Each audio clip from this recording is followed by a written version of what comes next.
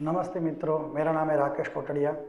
आज हम जानने की कोशिश करेंगे कि जब भी हम ध्यान की बात करते हैं, ध्यान, तपस्या और अच्छे रास्ते पर चलने की बात आती है तो एक वर्ड बार बार सुनाई देता है, सब कुछ मोह माया है, सब कुछ मोह माया है, सब कुछ मोह माया है, उसमें से निकलना है, उसमें से निकलना चाहिए। तो सब असली चीज़ का स्वरूप नहीं जान पाते और उसका नकली स्वरूप हमें अट्रैक्ट करता है। इसकी वजह से हम फंस जाते हैं, इसको ही मोह माया कहते हैं आध्यात्मिक क्षेत्र में।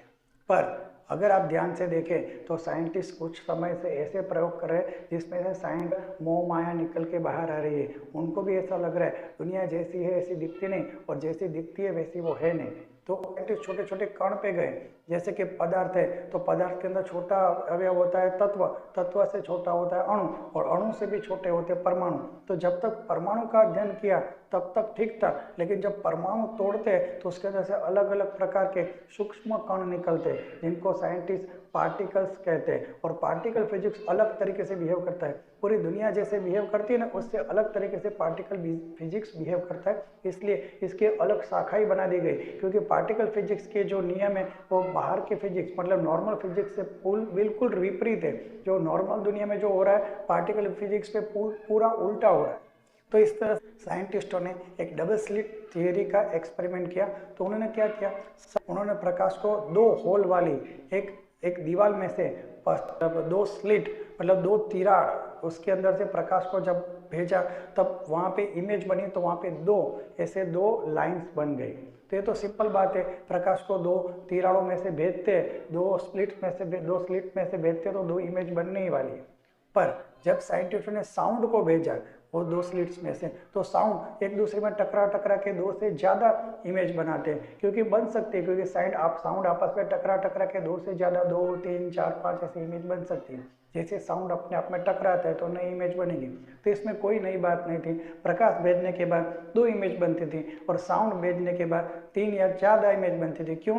क्योंकि साउंड वेव्स की तरह बहता है और प्रकाश सीधी लाइन में कण की तरह जाता है। तो प्रकाश कण से बहता है, जैसे कण जाते हैं प्रकाश के, और साउंड होता है ना वो वाइब्रेशन है, तो वो वाइब्रेशन आपस में टकरा के बहुत ज़्यादा इमेजेस क्रिएट करते और प्रकाश से दो इमेजेस क्रिएट करते। तो ये एकदम सामान्य बात थी। लेकिन जब उन्होंने सिर्फ इलेक्ट्रॉन्स को भेजा, प्रकाश को नहीं, प्रकाश के सिर्फ इलेक्ट्रॉन्स को भेजा, तब क्या हुआ, प्रकाश साइंटिस्ट जानते थे इलेक्ट्रॉन है ना वो पदार्थ है, वो सिर्फ एक होल में जाके दो ही इमेज क्रिएट करेंगे। लेकिन जैसे ही उन्होंने इलेक्ट्रॉन को भेजा तो इलेक्ट्रॉन ने वहाँ जाके वेव्स का चित्र बनाया, 3-4 इमेजेस क्रिएट की। तो साइंटिस्ट चौंक गए, ऐसा कैसे हो सकता है, इलेक्ट्रॉन तो कण है, वहाँ जाके सिर्फ दो ही इमेज क्रिएट करनी चाहिए, लेकिन इलेक्ट्रॉन ने वहाँ जाके 3 और 4 से ज़्यादा इमेजेस क्रिएट की। तो साइंटिस्ट चौंक गए, क्या इलेक्ट्रॉन वेव है या फिर वो कण है। फिर उन्होंने एक चेक किया, वहाँ पे एक हमारी आंखों जैसा ऑब्जर्वर लगा दिया, क्योंकि ऐसी छोटी चीज़ देखने के लिए एक ऑब्जर्वर रखना पड़ा। जैसे ही ऑब्जर्वर रखा तो जैसे ही उन्होंने इलेक्ट्रॉन को छोड़ा तब क्या हुआ, इलेक्ट्रॉन ने फिर से दो इमेज बनाई। तो साइंटिस्ट सोचा कुछ गड़बड़ हो गई हमारे साधन में, फिर से उन्होंने ऑब्जर्वर हटा लिया और जैसे ही इलेक्ट्रॉन्स को भेजा तो फिर से वो 3-4 इमेज बनने लगी।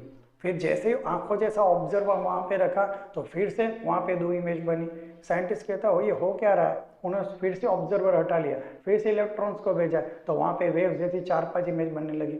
फिर उन्होंने ऑब्जर्वर वहाँ पे रखा तो फिर से जब इलेक्ट्रॉन्स भेजे तो वहाँ पे फिर दो इमेज बनने लगी। साइंटिस्ट ये मामला क्या है, बार बार प्रयोग करने के देखने के बाद भी यह डबल स्लिट एक्सपेरिमेंट आज तक किसी को, कोई साइंटिस्ट को समझ नहीं पाया। और जो साइंटिस्ट इसको समझ लेंगे वो महान रहस्य ब्रह्मांड का जान लेंगे, क्योंकि ये डबल स्लिट एक्सपेरिमेंट ऐसा बताता है कि इलेक्ट्रॉन को जब हम नहीं देखते हैं तब वो पार्टिकल के जैसा बिहेव नहीं, वेव्स के जैसे बिहेव करते हैं, साउंड वेव के जैसे आपस में टकरा के बहुत सारे इमेजेस क्रिएट करते हैं।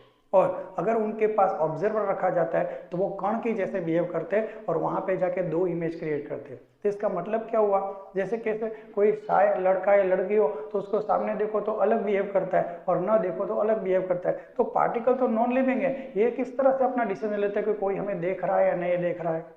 छोटे छोटे पार्टिकल्स है, वो नॉन लिविंग को कैसे मालूम पड़ता है कि हमें देखा जा रहा है, तो हमें दो इमेज बनानी चाहिए, और हमें जब कोई नहीं देख रहा है तब हमें 4 या 5 इमेजेस बनाने में फ्री है। तो पार्टिकल एक्सपेरिमेंट का जब ये एक्सपेरिमेंट हुआ पूरी दुनिया के साइंटिस्ट चौंक गए। तो आज तक साइंटिस्ट ये बात को समझ नहीं पा रहे हैं। जब जब भी साइंटिस्ट ये एक्सपेरिमेंट करते हैं, जब भी वहाँ पे ऑब्जर्वर रखा जाता है तो वहाँ पे 2 इमेज बनती हैं, और ऑब्जर्वर जैसे हटाया जाता है तो वहाँ पे 2 से ज़्यादा इमेजेस उनके वापस बन के आती है। तो साइंटिस्ट बार बार इसका आंसर ढूंढ रहे हैं, लेकिन आज तक उनको यह जवाब नहीं मिला। तो इसका एक ही मीनिंग है, पदार्थ को, दुनिया को हम जैसा देखते हैं ऐसी दुनिया बन जाती है, लेकिन अगर हम नहीं देखते तो दुनिया बहुत सारे आयामों में अलग अलग प्रकार की दुनिया है। तो यही हमारे अध्यात्म में लिखा हुआ है, जैसे हम देखते हैं ऐसी सृष्टि हो जाती है, लेकिन अगर हम नहीं देखते, हमारे ध्यान में नहीं है, तो सृष्टि बहुत प्रकार की है। तो सृष्टि में बहुत सारी चीज़ें मौजूद है, लेकिन हमारे देखने की वजह से वो सीमित दायरे में आ जाती है, 2 में। लेकिन जैसे हम ऑब्जर्व नहीं कर पाते तो मल्टीपल डायमेंशन में पूरा ब्रह्मांड मौजूद है। तो एक ब्रह्मांड है ऐसा हम देख सकते हैं, लेकिन अगर हम ऑब्जर्व ना करें तो मल्टीपल यूनिवर्स है, अनंत ब्रह्मांड मौजूद है। तो एक ब्रह्मांड के अंदर अनंत ब्रह्मांड एक साथ मौजूद है, ऐसा हमारे ऋषि मुनियों वर्षों से कहा करते थे। और वेदों में भी लिखा है कि एक डायमेंशन नहीं है, एक दुनिया नहीं है, एक दुनिया के पीछे हजारों दुनिया एक साथ काम कर रही है। ये लोग भी है, वो लोग भी है, परलोक भी है, सारे प्रकार के जितने भी लोग हैं वो इसी टाइम इसी वक्त मौजूद है। लेकिन जैसे हम देखते हैं तो हम इस लोक के बारे में ही जान सकते हैं, लेकिन जब हम नहीं देखते, मतलब उच्च अवस्था में जाके देखते, तो वहाँ पे बहुत सारे लोग ऐसे मौजूद है। लेकिन फिजिकल लेवल पे कोई भी साइंटिस्ट, कोई भी उपग्रह से, कोई भी दूरबीन से उन लोगों को नहीं देख सकता, क्योंकि आपके पार्टिकल, साइंटिस्ट के पार्टिकल ये सब बताते हैं कि जैसे ऑब्जर्व करते हैं तो वो 2 में आ जाते हैं, और जैसे ऑब्जर्व नहीं करते तो बहुत सारी इमेजेस बनती हैं। तो डबल स्लिट थियरी को साइंटिस्ट को पागल करके रखा है। आज तक साइंटिस्ट इनका आंसर नहीं ढूंढ पाए। तो यही हुआ ना, मोह माया, दुनिया जैसी दिखती है वैसी है नहीं, और जैसी है वैसी हम देख नहीं पाते। तो मोह माया के जो चक्कर की बात है कि इंसान को मोह माया अट्रैक्ट करती है, तो जो चीज़ होती है वो इंसान देख ही नहीं पाता, और मोह माया के चक्कर में उसे उल्टे उल्टे काम करके जीवन बर्बाद कर डालता है।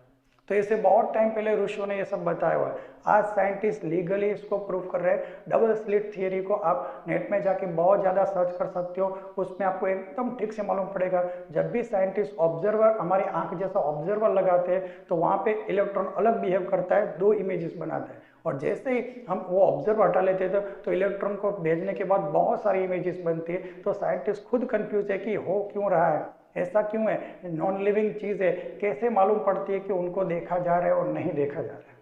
तो बिल्कुल हमारे वेदों के सिद्धांत, माया के सिद्धांत को, कि पूरी दुनिया मायाग्रस्त है, और मायाग्रस्त होने के कारण हम दुनिया को सही तरीके से नहीं जान पाते। तो वेदों और साइंस का दोनों कंबाइन करके मैंने ये वीडियो बनाया, और ऐसे बहुत सारे टॉपिक है जिसमें वेद और साइंस को कंबाइन करके हम और जानकारी प्राप्त कर सकते हैं। अगर आपको ये वीडियो अच्छा लगा है तो शेयर सब्सक्राइब कर सकते हैं, ताकि नेक्स्ट वीडियो जब भी मैं बनाऊँ तो आपको तुरंत नोटिफिकेशन आ जाए। सुनने के लिए थैंक यू। जय गुरुदेव।